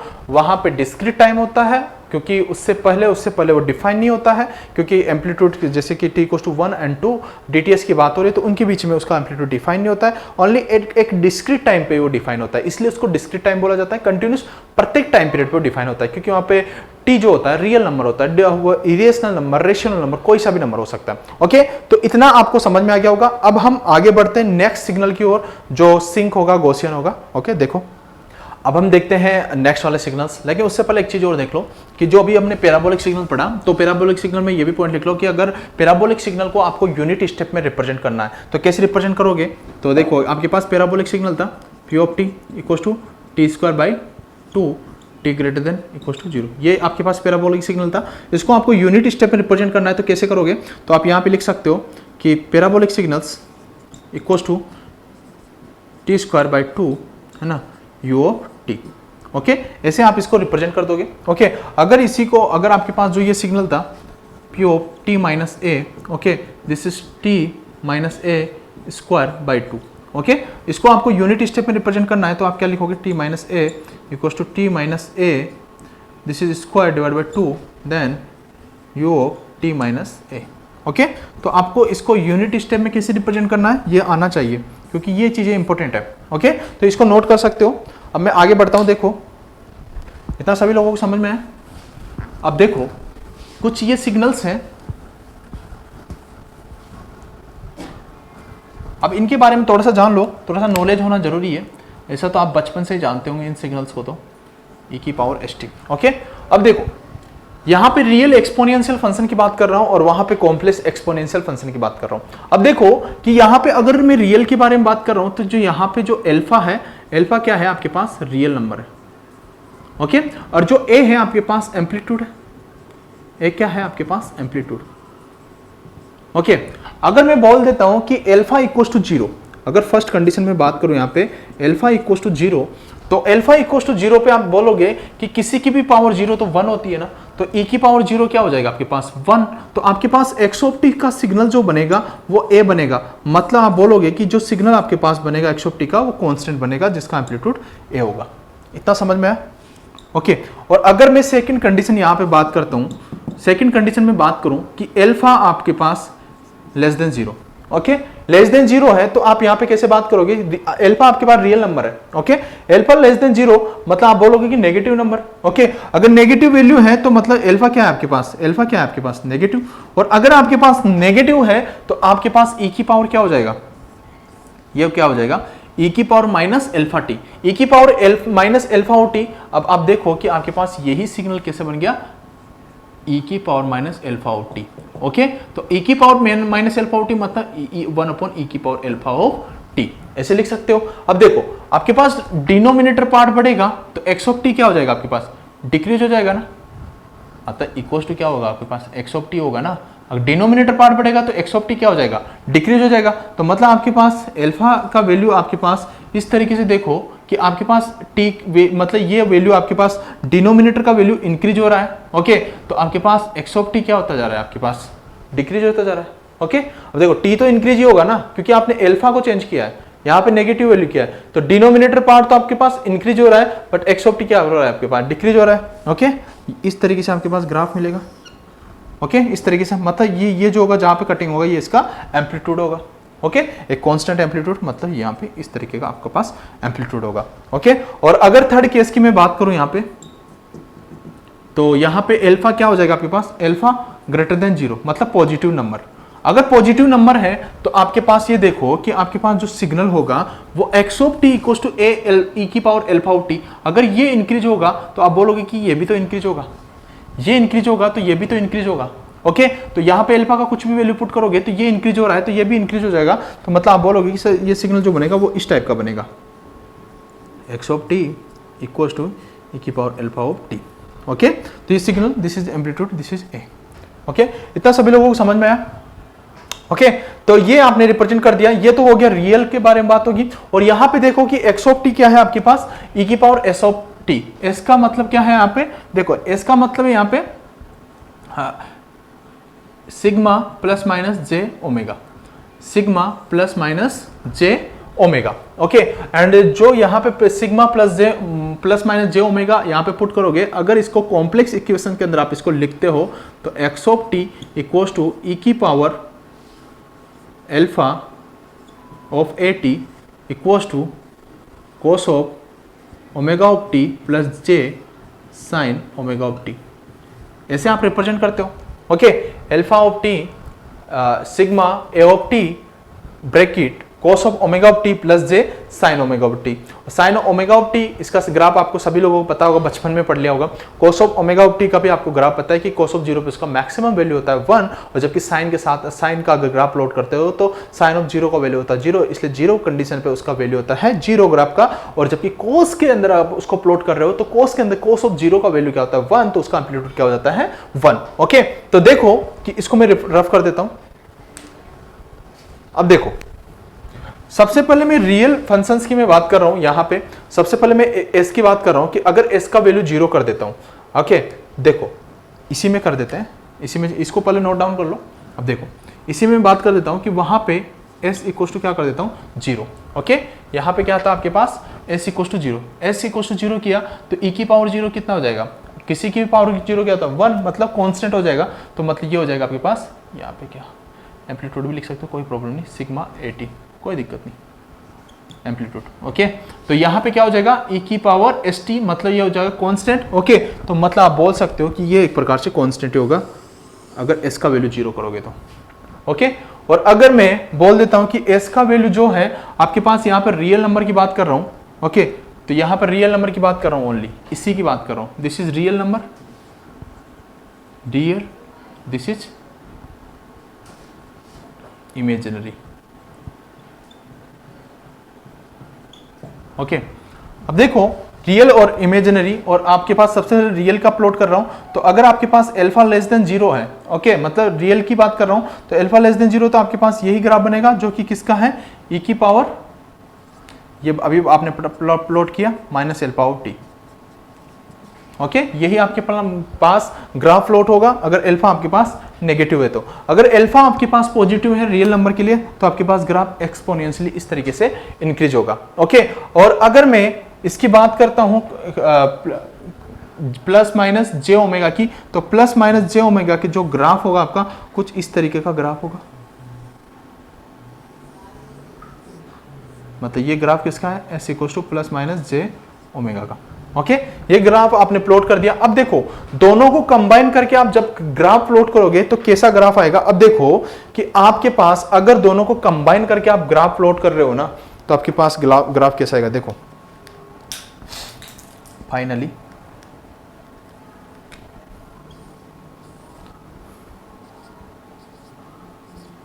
ओके, अब दोनों को कंबाइन करके रियल प्लस आप इमेजिनरी पार्ट दोनों को कंबाइन कर रहे हो। बट मैं क्या बोल रहा हूं कि सबसे पहले आप क्या कर रहे हो, अल्फा को नेगेटिव ले रहे हो, अल्फा को कम ले रहे हो। तो देखो ये ग्राफ आपके पास इस तरीके से कम होता जा रहा था, कम होता जा रहा था, एम्पलीट्यूड कम होता जा रहा था। अब देखो तो आपके पास प्लस माइनस जे ओमेगा का ये ग्राफ था। ओके, तो आप ये देखो कि यहां पर जब आप प्लॉट कर रहे हो, मतलब s equal to minus sigma plus j omega, इसका प्लॉट कर रहे हो, तो मतलब एम्पलीट्यूड कम होता जा रहा है ना। इसके साथ जब इसको रिप्रेजेंट करना चाहोगे तो मतलब स्टार्टिंग में आपका एम्पलीट्यूड ऐसे रहेगा, धीरे धीरे धीरे धीरे धीरे कम होता जाएगा, कोई दिक्कत, कम होता गया। ओके, अब देखो ये था, अगर मैं ये वाला पुट करता हूं, अल्फा आपके पास पॉजिटिव लेता हूं, अल्फा पॉजिटिव नंबर, तो इसका एम्पलीट्यूड क्या होता जाएगा, इंक्रीज होता जाएगा। अब एम्पलीट्यूड इंक्रीज होता जाएगा तो देखो स्टार्टिंग में एम्पलीट्यूड जो भी होगा धीरे धीरे धीरे धीरे। अब एक किसका प्लॉट किया आपने, s equal to sigma plus j omega, sigma plus j omega. यहां पे सिग्मा माइनस था, वहां पे सिग्मा प्लस था, तो एम्पलीट्यूड उसका इंक्रीज होता जाएगा। तो इस तरीके से आपको सिग्नल समझ में आ गया होगा कि रियल कंपोनेंट के लिए एंड कॉम्प्लेक्स कंपोनेंट के लिए एक्सपोनेंशियल आपके पास ग्राफ कैसा प्लॉट होता है, तो ये आपको समझ में आ गया होगा। ओके, तो अब आगे बढ़ते हैं। देखो अब हम कुछ इंपॉर्टेंट सिग्नल्स देख लेते हैं। देखो ये सिग्नल्स का आपको वेवफॉर्म पता होना चाहिए, और इन सिग्नल के वेवफॉर्म पता है तो हम समझ जाते हैं कि हाँ यार ये वो सिग्नल है। ओके, तो ये कुछ इंपॉर्टेंट सिग्नल है, तो इनका वेवफॉर्म आपको पता होना चाहिए। अब देखो एक एक करके समझते हैं हम। यहां पर रेक्टेंगुलर पल्स की बात हो रही है, तो देखो कि रेक्टेंगुलर पल्स फंक्शन, तो सबसे पहले तो आपको पता चल गया, नाम से ही समझ में आ गया कि जो यहां पे पल्स फंक्शन है रेक्टेंगुलर पल्स होगी आपके पास। ओके, सेकंड कंडीशन जो इसका डेफिनेशन है वो ये है, ओके, कि वो बोल रहा है कि पाई टी बाई टाउ। अब ये टी बाई टाउ क्या है, ये टाउ है ना, ये टाउ है ना, ये टाइम ड्यूरेशन है। क्या है, टाइम ड्यूरेशन। 2 मिनटों को,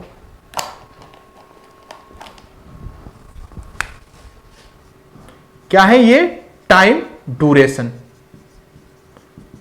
अब ये देखो ये भी टाइम ड्यूरेशन है, ये भी टाइम ड्यूरेशन है, बट जो ये टाइम ड्यूरेशन है ये टोटल टाइम ड्यूरेशन है। क्या है, टोटल टाइम ड्यूरेशन। ओके, और इसका कंडीशन क्या है, ये है पूरा जो कंडीशन यहां पे गिवन है। यहां पे देखो मोड में टी है और less than equal to tau by 2, तो उस कंडीशन पे इसका वैल्यू कितना है, 1। मोड का मतलब क्या है कि वो बोलना चाहता है tau less than equal to tau by 2 और tau less than minus tau by 2।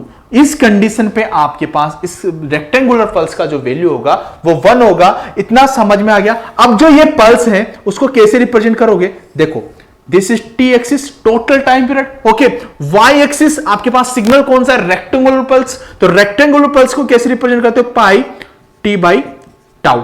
Okay, अब देखो ये बोल रहा है कि यहां पे जो ड्यूरेशन है, टाइम ड्यूरेशन है वो कितना है, टाउ। तो ये हो गया आपके पास टाइम ड्यूरेशन कितना हो गया, टाउ। ओके, तो मतलब यहां पे कहीं पे टाउ बाई 2 होगा और यहां पे कहीं पे माइनस टाउ बाई 2 होगा। ओके, अब जब इन दोनों का आप डिफरेंस लोगे तो आपके पास टाउ आएगा, tau by 2 minus tau by 2, तो आपके पास क्या आ जाएगा, टाउ। देख लो यार, tau by 2 minus tau by 2, तो कितना आ गया 2, तो यहां पे कितना हो गया 2 टाउ, तो मतलब टाउ। दोनों का डिफरेंस लोगे तो आपके पास क्या आ जाएगा, टाउ। अब देखो कि इससे पहले टाउ बाई 2 से अगर टी का वैल्यू कम है तो उससे पहले जो इसका वैल्यू आएगा वो कितना आएगा, 1 आएगा। ओके, इससे पहले 0 पे भी कितना आएगा, 1 आएगा। तो इससे पहले भी कितना आएगा, 1 आएगा, और इससे बाद में क्या आएगा, 0 आएगा। ओके, अब देखो t less than equal to minus tau by 2, मतलब इससे पहले भी इसका वैल्यू कितना आएगा, 1 आएगा, और इससे बाद इसका वैल्यू कितना आएगा, 0 आएगा। तो बोल सकते हो कि इसका वैल्यू सिर्फ इसके अंदर ही होगा। ओके, इधर भी आपके पास 0 होगा, इधर भी 0 होगा। मतलब जो ये सिग्नल बोलना चाहता है, रेक्टेंगुलर पल्स वाला सिग्नल बोलना चाहता है कि जो सिग्नल का वैल्यू होगा माइनस टाउ बाई 2 पे भी इसका वैल्यू कितना होगा, 1 होगा। टाउ बाई 2 पे भी कितना होगा आपके पास, 1 होगा। 0 पे भी 1 होगा, और अगर इसके बाद की बात होगी तो वैल्यू 0 होगी, और इससे पहले की बात होगी तो वैल्यू 0 होगी। समझ में आएगी, दिख भी रहा है टाउ बाई 2 पे इसका वैल्यू कितना है, 1, माइनस टाउ बाई 2 पे कितना है, 1, 0 पे कितना है, 1। इतना सभी लोगों को समझ में आया। ओके, तो ये तो था आपके पास रेक्टेंगुलर पल्स। और अगर मैं यहां पे ट्रायंगुलर पल्स की बात करूं तो यहां पे मतलब ट्रायंगल बन रहा होगा। ओके, देखो नाम से ही समझ में आ रही है चीजें। इसको जो रिप्रेजेंट करते हैं वो डेल्टा से रिप्रेजेंट करते हैं। Okay, delta T by tau. अब देखो कि यहां पे जो ये है, ये क्या है आपके पास, टाइम ड्यूरेशन, टाइम ड्यूरेशन। और ये क्या है आपके पास, total time duration, total time duration. Okay, इसका जो डेफिनेशन है वो है कि T modulus less than tau by 2, 1 minus 2 tau by T by tau. Okay, ये इसका वैल्यू है, और tau T greater than tau by 2, उस कंडीशन पे इसका वैल्यू कितना है, 0 है। अब देखो कि अगर इस सिग्नल को मैं रिप्रेजेंट करना चाहता हूं, इस सिग्नल को अगर मैं रिप्रेजेंट करना चाहता हूं, तो देखो ये टाइम ड्यूरेशन हो गया, टाउ हो गया। Okay, this is minus tau by 2, okay, this is tau by 2, okay, this is 0 condition. अगर मैं देखो टाउ का वैल्यू 0 पुट करता हूं, देखो दिस इज टाइम पीरियड ना, this is time period. Okay अब देखो यहां पे टाउ का वैल्यू कितना रख दिया मैंने, 0 कर दिया। ओके जीरो नहीं सॉरी टाइम का पीरियड, क्योंकि टाइम इक्वल टू तो टाउ पुट कर रहे हो ना, क्योंकि टाइम इक्वल टू तो आप टाउ पुट कर रहे हो। ओके टाइम इक्वल टू तो आप टाउ पुट कर रहे हो ना, अगर टाउ का वैल्यू यहां पे 0 पुट करोगे तो ये तो इन्फिनिटी हो जाएगा ना। ओके तो इसलिए ध्यान रखो कि आप टी का वैल्यू पुट कर रहे हो, क्योंकि एक्सिस तो आपके पास टी है ना, टाउ तो एक टाइम पीरियड है, उसका वैल्यू कुछ भी हो सकता है यार, टाउ का वैल्यू तो आप कुछ भी पुट कर सकते हो, टाइम पीरियड तो आपके पास टी है ना टोटल, तो उस एक्सिस के अबाउट में ही तो आप वहां पे ग्राफ प्लॉट करने जा रहे हो। ओके तो देखो कि अगर मैं टी का वैल्यू 0 पुट कर देता हूं, टी का वैल्यू अगर 0 पुट कर देता हूं तो यहां पे 0 हो गया। ओके तो मतलब ये पूरा टर्म आपके पास 0 हो गया, 0 होने के बाद कितना बचा 1, मतलब टी इक्वल टू 0 पे इसका जो वैल्यू आएगा कितना आएगा 1।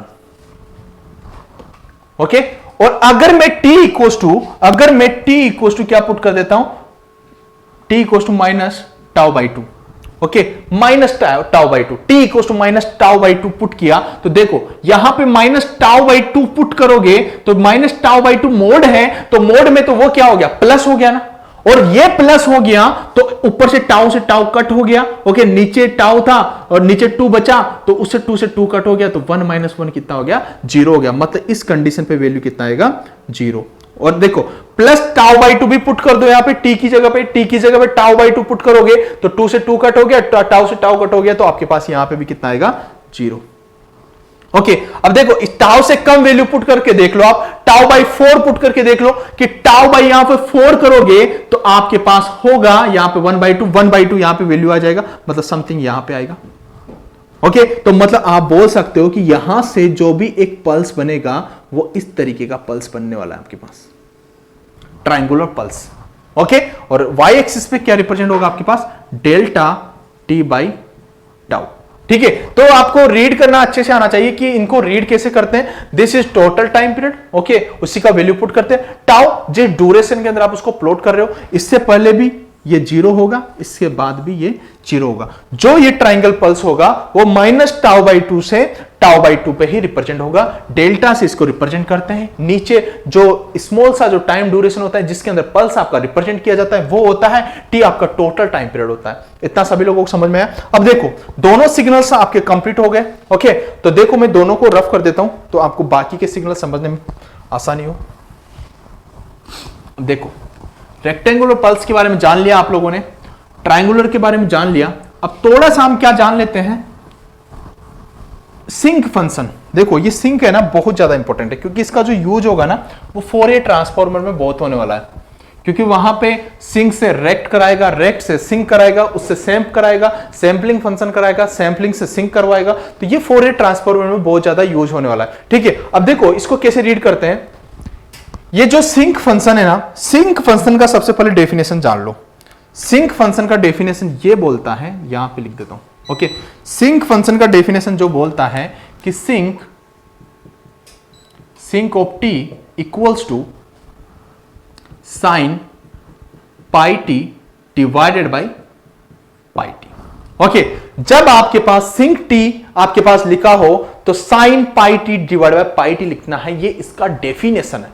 ओके इसकी डेफिनेशन को मैं चेंज नहीं कर सकता, डेफिनेशन है तो डेफिनेशन याद रखो, क्योंकि u ऑफ t का जो डेफिनेशन था वो था 1t greater than equal to 0 condition. Okay t less than 0 तो वो तो डेफिनेशन था ना। ओके जब इसको लैब में देखा गया होगा तो आपके पास फंक्शन ये आया होगा sine of t equal to sine pi t divide by pi of t. Okay अगर इसको मैं सैंपलिंग के अंदर कन्वर्ट करना चाहूं तो आप बोल दोगे this is sampling pi of T. ठीक है सिंक से सैंपलिंग आपको आना चाहिए, सैंपलिंग से सिंक आना चाहिए। ओके अब देखो इससे रेक्ट भी करवाएगा, रेक्ट कहां पे पढ़ेंगे हम, जब अभी रेक्टेंगुलर पल्स पढ़ाना इसको हम पढ़ेंगे फोरियर ट्रांसफॉर्मर में, तो इसका बहुत ज्यादा यूज होने वाला है। अब देखो ये डेफिनेशन समझ में आ गया, 2-5 बार पढ़ोगे, 2-5 बार रीड करोगे तो ऑटोमेटिकली दिमाग में बैठ जाएगी कि सिंक जो होता है, देखो ये सिंक है, सिंक टी।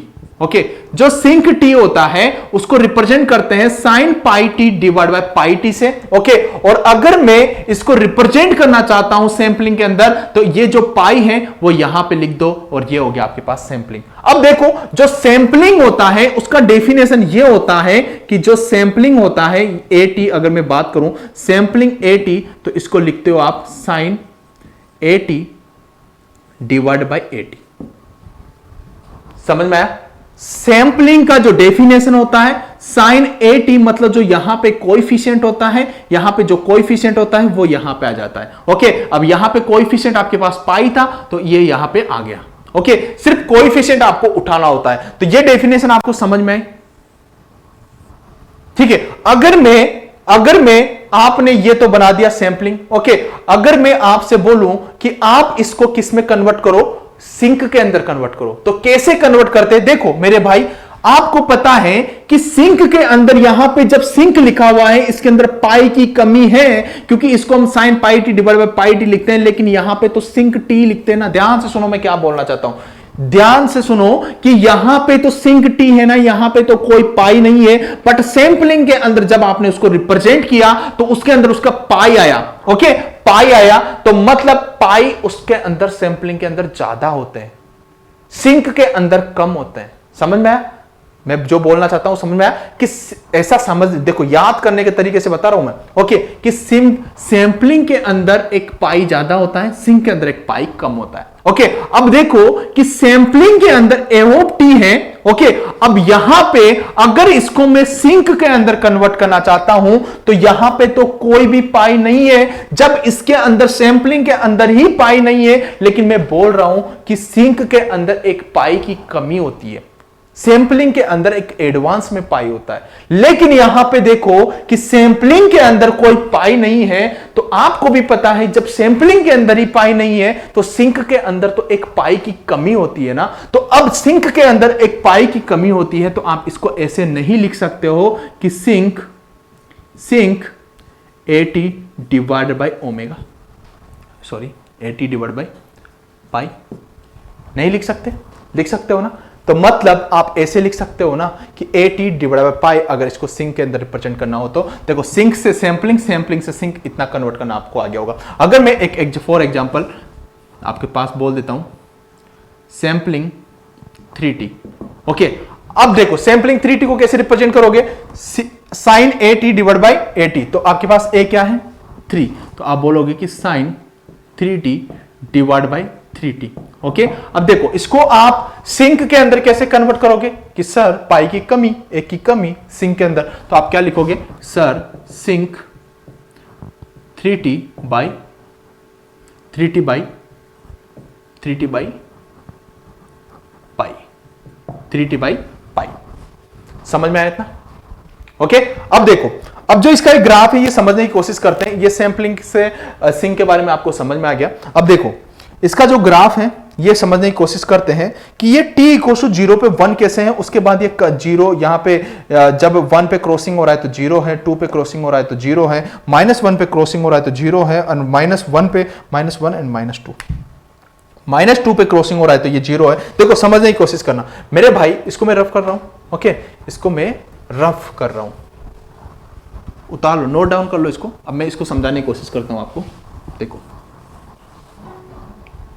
अब देखो, आप ये बताओ, इसको भी मैं रफ कर देता हूं आगे भी।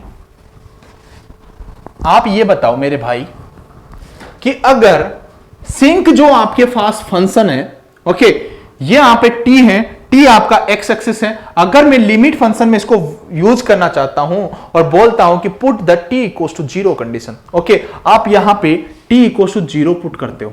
Okay, t equals to 0 put करते हो तो आपके पास क्या आता है? साइन ऑफ 0 मतलब 0 डिवाइड बाय क्या आता है? 0।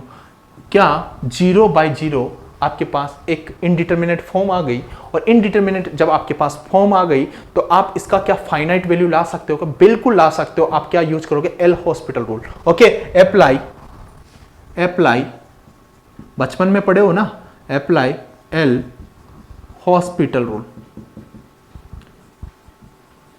एल हॉस्पिटल रूल कैसे लगाते हो आप देखो डिनोमिनेटर का भी डेरिवेटिव कर देते हो, जहां तक लगाते जाते हो जहां तक आपके पास फाइनाइट वैल्यू नहीं मिलती है। ओके, अब देखो डिनोमिनेटर का भी आप डेरिवेटिव कर देते हो और इसका भी आप डेरिवेटिव कर देते हो D by D of T, और इसका भी क्या कर दोगे? D by D of T. तो according to L hospital rule तो आपके पास क्या आ जाएगा? आप बोलोगे सर इसका डेरिवेटिव किया तो हमारे पास cos ऑफ पाई टी आया। ओके, एंड मल्टीप्लाई क्या आ जाएगा आपके पास? कोएफिशिएंट पाई, और नीचे आपके पास आ जाएगा पाई। ओके, तो इससे ये कट हो गया, तो मतलब आपके पास cos ऑफ पाई टी आया कि नहीं आया? अब पुट करो t इक्वल टू 0। अब t इक्वल टू 0 आप जब पुट करते हो तो t इक्वल टू 0 पे कितना आता है? आप बोलोगे t इक्वल टू 0 पे दिस इज 1, cos 0 का वैल्यू कितना हो जाएगा? 1। ओके, समझ में आया? t इक्वल टू 0 पे कितना आ गया आपके पास? 1। अब देखो कि जब आपने t इक्वल टू 0 पुट किया तो t इक्वल टू 0 पे इसका वैल्यू कितना आ गया? 1 आ गया। ओके, अब मेरे भाई ये बताओ दिस वैल्यू, ये वैल्यू कौन सी है? Pi by 2, this value minus pi by 2। Okay, this value pi by 2। अब देखो यहां पे जब आप यहां पे पाई बाई 2 पुट करोगे, मतलब 90 डिग्री यहां पे पुट करोगे, तो आपके पास कितना वैल्यू आ जाएगा मेरे भाई? देखो मतलब simple, cos of pi by 2 कितना वैल्यू होता है? आप बोलोगे दिस इज 0, 0 ना, तो आप बोलोगे कि अगर मैं cos का वैल्यू यहां पे t इक्वल टू 0 पुट करता हूं तो वहां पे 1 मिलता है, बट अगर मैं पाई बाई 2 पुट करता हूं तो मेरे को वहां पे जो क्रॉसिंग होता है वो 0 पे होता है। तो इतना सभी लोगों को समझ में आया। इसीलिए जो सिंक का फंक्शन होता है t इक्वल टू 0 पे ये हाई होता है, 1 होता है, उसके बाद 90 डिग्री पे आपके पास 1, फिर 2, यहां पे 2 पे भी आपके पास क्रॉसिंग 0, 3 पे भी आपके पास क्रॉसिंग 3 पे भी आपके पास क्रॉसिंग कितना हो जाएगा आपके पास? 0, और -1 पे भी 0, -2 पे भी 0। तो सिंक वाला फंक्शन आप सभी लोगों को समझ में आया? Okay, according to L'Hospital rule, तो यहां पे आप लगा के देख सकते हो। ओके, तो इतना समझ में आया? कई बच्चे सोचेंगे सर t इक्वल टू आप बोल रहे हो कि पाई बाई 2, और यहाँ पे सर पाई बाई 2, तो मतलब आप बोलोगे सर यहाँ पे पाई बाई 2 लिखा तो पाई स्क्वायर बाई 2। मेरे भाई कर सकते हो, है ना? पाई स्क्वायर बाई 2 करोगे तो आपके पास 0 आएगा। ओके, तो आप उसको रिमूव करके भी चल सकते हो, या डायरेक्टली आप t इक्वल टू 0 पुट करके इस पूरी टर्म को आप, क्योंकि पूरा टाइम एक्सिस है ना, पूरा टाइम एक्सिस है, तो पूरी टर्म को 0 पुट कर सकते हो। पूरी टर्म को 0 करोगे तो आपके पास 0 आ जाएगा, वरना पाई स्क्वायर बाई 2 भी कर सकते हो, कोई इश्यू नहीं है। ओके, आंसर आपका 0 ही आने वाला है। इसीलिए आपके पास जो सिंक का फंक्शन होता है वो इस तरीके का होता है। ओके, तो सिंक फंक्शन का आपको ग्राफ याद रखना है। तो इतना सभी लोगों को समझ में आया? अब देखो नेक्स्ट है आपके पास गॉसियन फंक्शन। अभी देखो गॉसियन फंक्शन क्या होता है? गॉसियन फंक्शन का जो डेफिनेशन होता है वो ये होता है, Gaussian function of t equals to e की power minus at square. Okay, e की पावर माइनस at स्क्वायर, तो मतलब गॉसियन फंक्शन जो अगर यहां पे t का वैल्यू 0 पुट करता हूं, अगर t का वैल्यू 0 पुट करता हूं तो आप बोलोगे तो 1 अपॉन e की पावर 0 1। ओके, तो 0 पे इसका वैल्यू कितना आता है? 1। ओके, और इसके बाद जो ये फंक्शन आता है वो इस तरीके से आपके पास प्रोबेबिलिटी फंक्शन की तरह इस तरीके से डिस्ट्रीब्यूट होता है। प्रोबेबिलिटी, ये इसका जो पूरा जो ये गॉसियन फंक्शन जो डिराइव है वो प्रोबेबिलिटी थ्योरम आपने पढ़ा होगा मैथमेटिक्स के अंदर, तो उसमें इसको डेरिवेशन के थ्रू ये ग्राफ प्लॉट किया जाता है। लेकिन हमारे को नीड नहीं है कि हम प्रोबेबिलिटी आपको यहां पे पढ़ा दे, सिर्फ इतना याद रखो कि यहां पे जो ग्राफ होता है e की power minus at square, T square है, तो थोड़ा सा देखो कि टी स्क्वायर टर्म है, तो मतलब ऐसा कुछ ग्राफ आता है, ऐसा है ना, थोड़ा पैराबोलिक फॉर्म में आ जाता है। ओके, तो इसीलिए यहां पे 0 पुट किया तो 0 पे 1 वैल्यू होती है, उसके बाद इस तरीके का आपके पास ग्राफ आता है। ये ग्राफ क्यों आता है? अकॉर्डिंग टू प्रोबेबिलिटी थ्योरम, तो इसे आप बोलते हो गॉसियन फंक्शन। ओके, तो गॉसियन फंक्शन आप सभी लोगों को समझ में आ गया। तो ये पूरे के पूरे फंक्शंस, आपके पूरे के पूरे सिग्नल्स यहां पे कंप्लीट होते हैं। ओके, अब ये बेसिक तो मतलब जो मेन बेसिक था ना वो आपका कंप्लीट हो चुका है। अब देखो सिंक वाला आपको बता दिया, सिग्नम फंक्शन वाला भी आपको बता दिया मैंने, एक बार उसको भी लिख देता हूं एक पॉइंट और डाल के कि सिग्नम फंक्शन। ओके, तो सिग्नम फंक्शन की अगर नेक्स्ट बात करूं कौन सा हो जाएगा? 11 हो जाएगा ना, signum function. Okay, signum function भी बना सकते हो अलग से। Okay, this is 1, this is -1। Okay, this is a signum function. Okay, और आप बोल सकते हो 1 plus signum function equals to 2u of t। अब ये कैसे होता है मेरे भाई? अभी तो हमने यूनिट स्टेप फंक्शन के अंदर इसको बताया था कि यहाँ पे 1 ऐड कर दो, यहाँ पे 1 कर दो, तो आपके पास 1 प्लस सिग्नम फंक्शन क्या हो जाएगा? 2u ऑफ t हो जाएगा। तो ये सिग्नम फंक्शन का डेफिनेशन है। ओके, तो यहाँ पे इस तरीके से यहाँ पे 0 पे एक तो +1 होता है, एक -1 होता है, दोनों का प्लॉट अपोजिट डायरेक्शन में होता है। तो ये हो गया आपके पास सिग्नम फंक्शंस। ओके, अब कुछ वेवफॉर्म्स हम जानेंगे, तो यहाँ पे इस लेक्चर को हम कंप्लीट करते हैं, और इसके बाद जो नेक्स्ट सेशन होगा जहाँ पे हम वेवफॉर्म के बारे में पढ़ेंगे and even and odd signals के बारे में भी हम डिस्कस करने वाले हैं। ओके, अगर लेक्चर अच्छा लगा हो तो इसको लाइक एंड शेयर करना मत भूलना। Okay, thank you and take care.